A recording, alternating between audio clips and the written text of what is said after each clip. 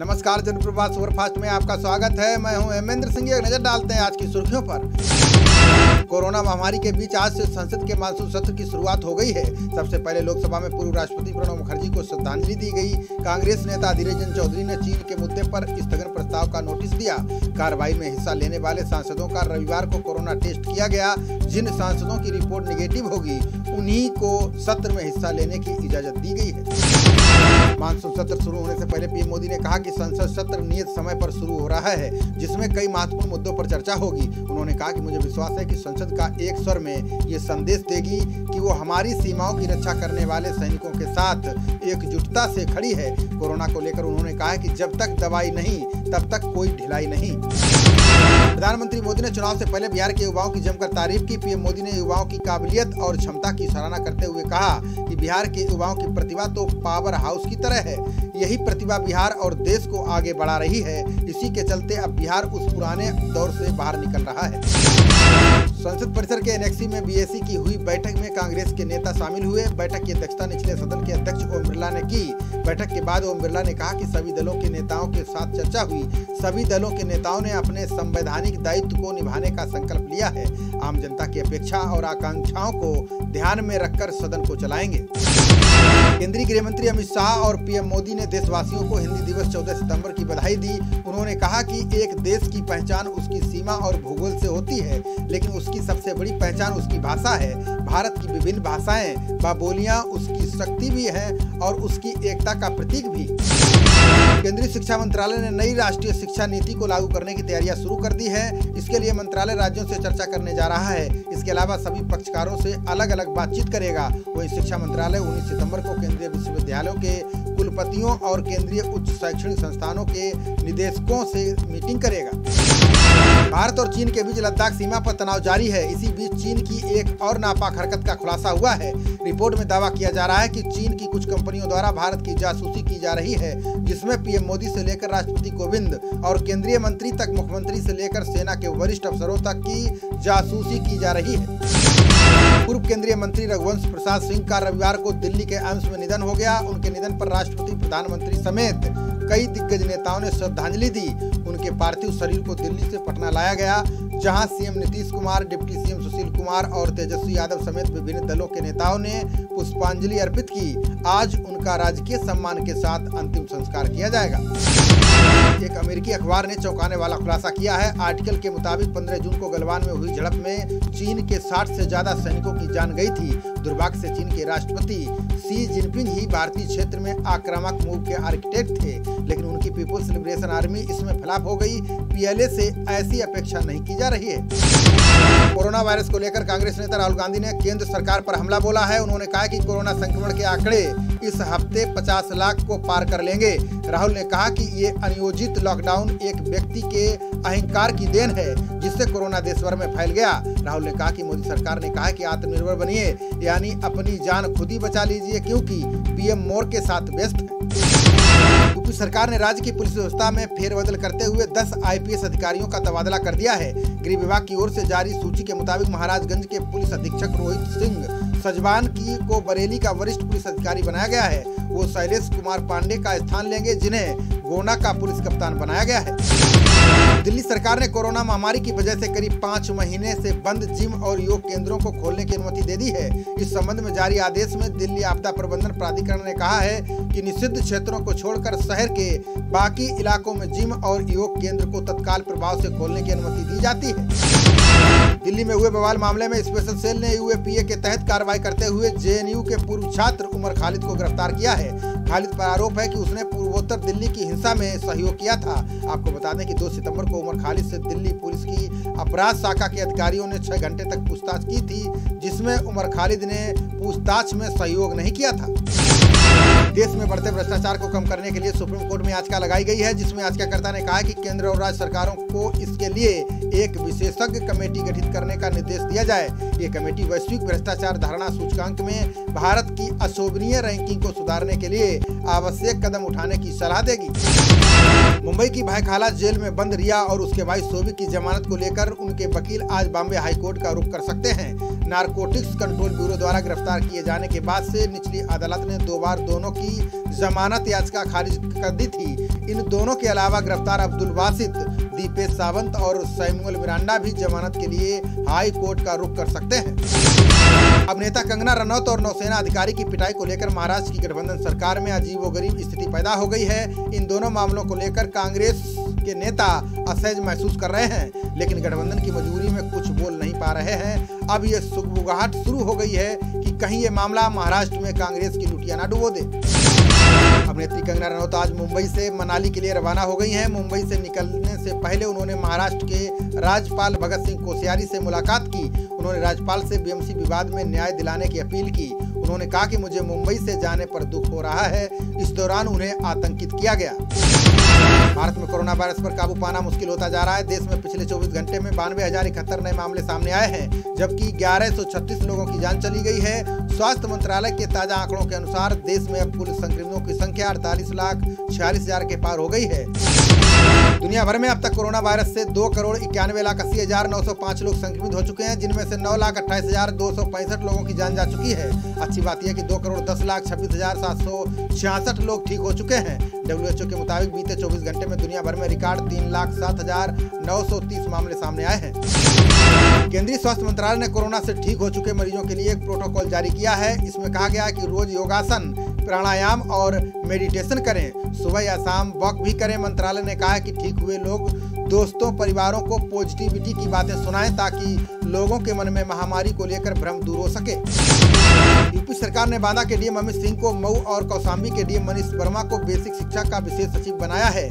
वहीं कुटीर उद्योग के विशेष सचिव अमित कुमार सिंह को कौशाम्बी का डीएम बनाया गया है। बेसिक शिक्षा के विशेष सचिव आनंद सिंह को बांदा का डीएम बनाया गया है। पिछड़ा वर्ग की विशेष सचिव नेहा शर्मा को नोएडा का अपर मुख्य अधिशासी अधिकारी बना दिया गया है। झारखंड के हजारीबाग में पुलिस ने People's Liberation Front of India के 2 नक्सलियों को पकड़ने में सफलता हासिल की है। ये दोनों ONGC के अधिकारियों को रंगदारी देने के लिए लगातार धमकियां दे रहे थे। हजारीबाग के SP कार्तिक ने बताया कि दोनों नक्सलियों की पहचान रोशन लाल राणा और सुनील कुमार के रूप में हुई है। उड़िया फिल्मों के वरिष्ठ अभिनेता अजीत दास का 71 वर्ष की उम्र में निधन हो गया है। दास ने उड़ीसा के एक निजी अस्पताल में अंतिम सांस ली। बताया जा रहा है कि अजीत दास को कोरोना हुआ था। उनकी 1 सितंबर को कोरोना रिपोर्ट पॉजिटिव आई थी। सीएम पटनायक, मंत्री धर्मेंद्र प्रधान और प्रताप सारंगी ने दास के निधन पर शोक व्यक्त किया है। मराठा क्रांति मोर्चा ने सोलापुर के शिवाजी चौक पर मराठा आरक्षण को लेकर प्रदर्शन किया। मोर्चा के सदस्यों ने केंद्र सरकारों के खिलाफ नारेबाजी की। उन्होंने दोनों सरकारों से मांग की है कि मराठा समुदाय को नौकरियों और शिक्षा में आरक्षण दिया जाए। बता दें कि सुप्रीम कोर्ट ने मराठा आरक्षण पर रोक लगा दी है। कोरोना महामारी के बीच यूपी में 17 नए रूटों पर विमानों का संचालन शुरू कर दिया गया है। केंद्र ने रीजनल कनेक्टिविटी स्कीम के तहत विमान सेवाएं संचालित करने को मंजूरी दे दी है। पिछले सप्ताह सीएम योगी ने केंद्रीय मंत्री हरदीप पुरी के साथ अयोध्या, चित्रकूट और सोनभद्र एयरपोर्ट निर्माण की समीक्षा के दौरान इन हवाई मार्गों की मंजूरी का आग्रह किया था, जिसके बाद यूपी के प्रस्ताव को मंजूरी दी गई है।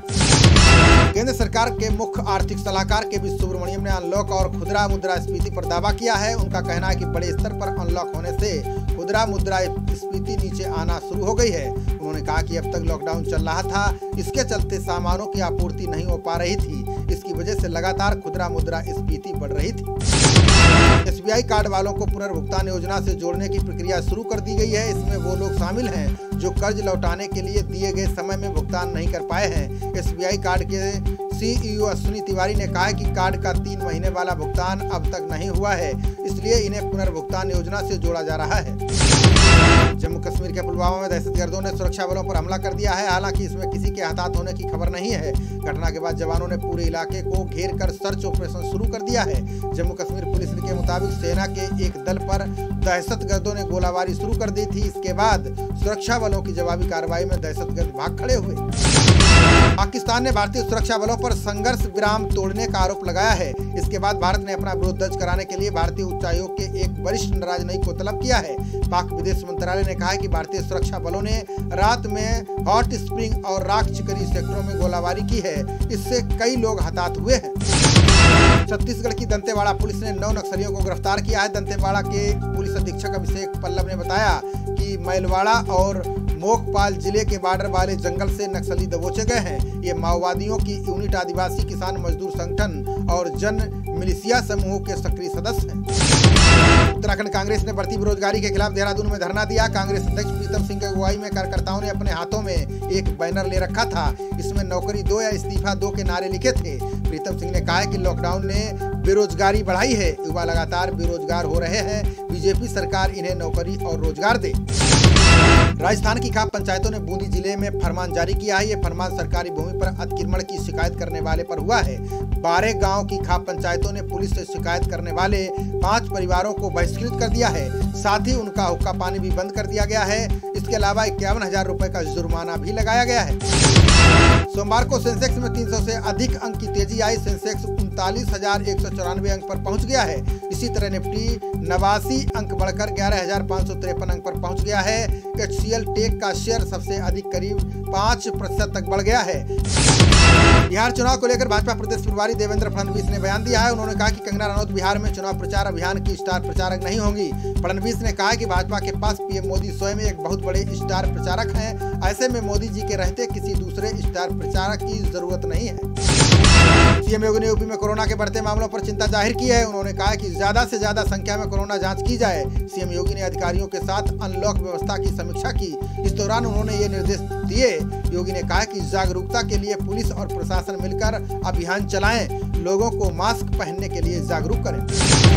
कृषि अध्यादेश को लेकर अमरिंदर सिंह ने सुखबीर सिंह बादल को चुनौती दी है। उन्होंने कहा कि अगर सुखबीर सिंह इस मामले में गंभीर हैं, तो केंद्र सरकार से अलग होकर दिखाएं। मुख्यमंत्री ने कृषि अध्यादेश को लेकर बादल पर अचानक पलटी मारने का आरोप लगाया। उन्होंने कहा कि विपक्षी दल किसानों की आंखों में धूल झोंकने का हथकंडा अपना रहे हैं। केंद्र सरकार खाना पकाने में बिजली के उपयोग को बढ़ावा देने की योजना बना रहा है। इस योजना से गरीबों को सस्ता विकल्प मिलेगा। बिजली मंत्री RK सिंह ने कहा कि इसमें न केवल देश आत्मनिर्भरता की ओर बढ़ेगा, बल्कि पेट्रोलियम आयात पर निर्भरता कम होगी। सिंह ने कहा कि विद्युत भारत का भविष्य है। आने वाले समय में देश की बुनियादी सुविधाएं विद्युत ऊर्जा पर ही निर्भर होंगी। मराठा आरक्षण पर सुप्रीम कोर्ट की रोक पर उद्धव ठाकरे ने बैठक की। उन्होंने कहा कि आरक्षण पर रोक हटाने के लिए सरकार जरूरी कदम उठाएगी। बैठक में मंत्रिमंडल की उप समिति के सदस्य, कानून विशेषज्ञ मौजूद रहे। ठाकरे ने विपक्ष के नेता देवेंद्र फडणवीस ने भी आरक्षण पर रोक हटवाने के लिए कानूनी लड़ाई में सरकार का सहयोग देने का आश्वासन दिया है। दिल्ली के स्वास्थ्य मंत्री सत्येंद्र जैन ने 33 बड़े निजी अस्पतालों को निर्देश जारी किया है। उन्होंने कहा है कि निजी अस्पताल 80% ICU बिस्तर कोरोना मरीजों के लिए आरक्षित रखें। जैन ने कहा है कि दिल्ली कोरोना ऐप के अनुसार कुल 14,372 बिस्तर उपलब्ध हैं। उनमें से 7,938 बिस्तर अभी भी खाली है। संघ प्रमुख मोहन भागवत ने कार्यकर्ताओं से मुश्किल समय में एकजुट होने का आह्वान किया है। उन्होंने कहा कि प्रवासी मजदूरों को रोजगार दिलाने के लिए संघ कार्यकर्ता काम करें। भागवत ने पेड़ों के संरक्षण, पानी का दुरुपयोग रोकने और प्लास्टिक से निर्मित वस्तुओं के खिलाफ जन जागरण चलाने का निर्देश दिया। केंद्रीय मंत्री DV सदानंद गौड़ा ने कहा है कि 2023 तक उर्वरक उत्पादन में भारत आत्मनिर्भर बन जाएगा। गौड़ा ने कहा कि 40,000 करोड़ रुपए की लागत से नई उर्वरक उत्पादन इकाइयों की स्थापना की जा रही है, जिससे आयात पर निर्भरता में कमी आएगी। उन्होंने इफ्को के नैनो उर्वरक के उपयोग की सराहना करते हुए इसे पासा पलटने वाला बताया। गुजरात सरकार महिलाओं को ब्याज मुक्त कर्ज प्रदान करेगी। सीएम विजय रूपाणी ने कहा कि महिलाओं में स्वरोजगार को बढ़ावा देने की विशेष योजना शुरू की जा रही है। ये योजना पीएम मोदी के जन्मदिन 17 सितंबर को शुरू होगी। रूपाणी ने कहा कि 10 सदस्यों वाले महिला एवं सहायता समूह को 1 लाख रुपए का कर्ज दिया जाएगा। सरकार कर्ज पर जो भी ब्याज होगा उसका वहन करेगी। किसानों की कर्ज माफी को लेकर कमलनाथ ने चौहान और सिंधिया को खुली चुनौती दी है। मध्य प्रदेश में उपचुनाव का प्रचार कर रहे पूर्व मुख्यमंत्री ने कहा है कि उनकी सरकार ने सूबे में 26 लाख किसानों का कर्ज माफ किया था। उन्होंने कहा कि हिम्मत है तो मेरे इस दावे को सिंधिया और शिवराज झूठा साबित करके दिखाएं। केंद्रीय स्वास्थ्य मंत्री हर्षवर्धन ने कहा है कि अगले साल की शुरुआत तक कोरोना का टीका आने की उम्मीद है। उन्होंने कहा है कि अगर टीके की सुरक्षा को लेकर कोई चिंता हुई तो वो पहली डोज खुद लेंगे। हर्षवर्धन ने कहा है कि टीके को जारी करने के लिए कोई तारीख तय नहीं की गई है। ये 2021 की पहली तिमाही तक तैयार हो जाएगी।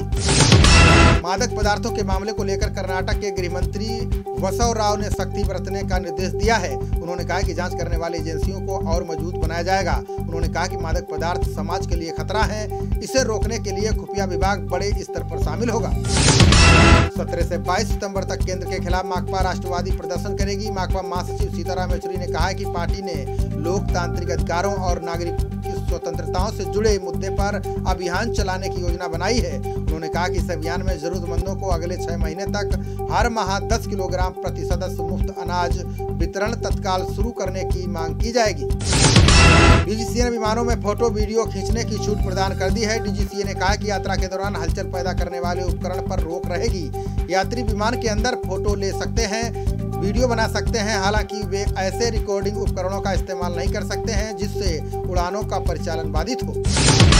मैनचेस्टर में खेले गए दूसरे एक दिवसीय में मेजबान इंग्लैंड ने ऑस्ट्रेलिया को 24 रन से हरा दिया है। इस जीत के साथ ही इंग्लैंड ने सीरीज में 1-1 से बराबरी कर ली है। इंग्लैंड ने टॉस जीतकर पहले बल्लेबाजी करते हुए ऑस्ट्रेलिया के सामने जीत के लिए 232 रन का लक्ष्य रखा, जिसका पीछा करने उतरी ऑस्ट्रेलिया की टीम 49वें ओवर में 207 रन पर ही ऑल आउट हो गई।